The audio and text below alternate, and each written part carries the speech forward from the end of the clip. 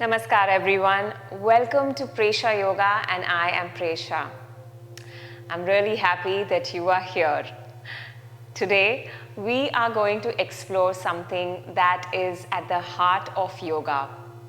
But it's not about any poses or pranayama. We are going to talk about yamas and niyamas. Two simple ideas from yoga philosophy that help guide us in how we live our life. So let's dive into it.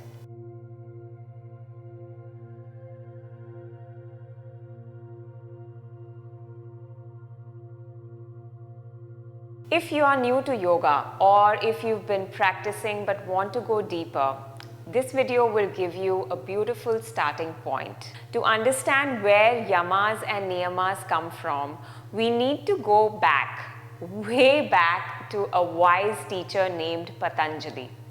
Patanjali lived over 2000 years ago and he wrote a book called as Yoga Sutras.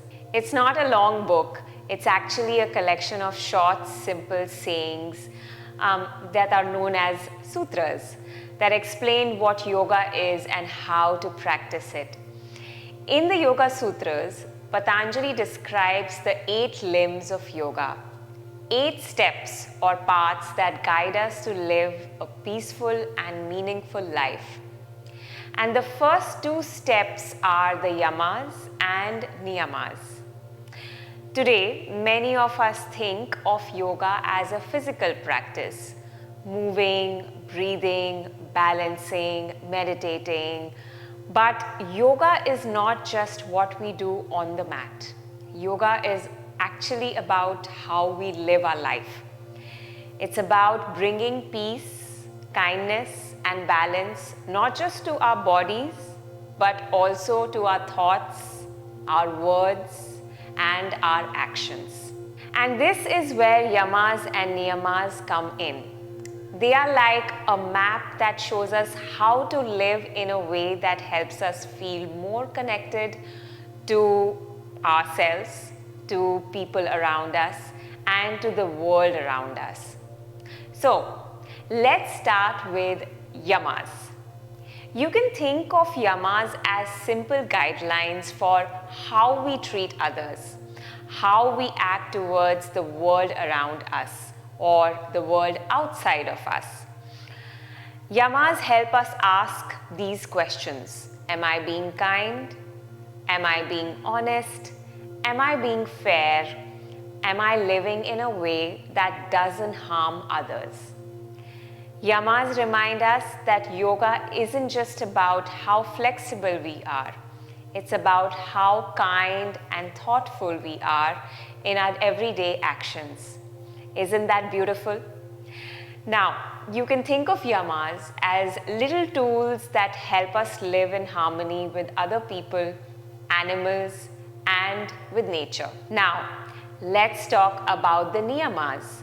Niyamas are more about how we treat ourselves. They help us take care of our body, our mind, and our heart. The niyamas, they guide us to these. First, looking after our health. Second, be content with what you have. Third, keep learning and keep growing. And fourth, stay connected to what gives us meaning, what gives us purpose. So niyamas encourage us to create small habits that bring peace and joy into our life. Just like we clean our body or our home, the niyamas remind us to also take care of our inner world, our thoughts, our feelings, and our spirit. Now, let me give you an example. Imagine you're doing yoga poses, you're doing a yoga practice every day in the morning, but the rest of the day you feel angry, you are hard on yourself, you get into arguments. Now, yoga through these yamas and niyamas helps us bring that peaceful feeling from the mat into our whole day. So, It's not just about touching your toes or holding a pose. It's about how we live, how we think and how we speak, and also how we act. This is why Yamas and Niyamas are often called the foundation of yoga. They are what makes the practice truly meaningful. Now, in the next few videos in the coming weeks, I will talk about the different Yamas and Niyamas one by one in detail. So we're going to explore what they mean in simple words, and I'll share some easy practical ways to bring them into your daily life, no matter who you are or where you are on your yoga journey. So, if you would like to learn more about how yoga can help you not just move better, breathe better, but also live better, you have to stay tuned to my channel. And thank you so much for watching this video and for being curious about the beautiful part of yoga. If you found this video useful, please like and share, and also don't forget to subscribe to this channel so you don't miss out on the next videos where we explore Yamas and Niyamas together.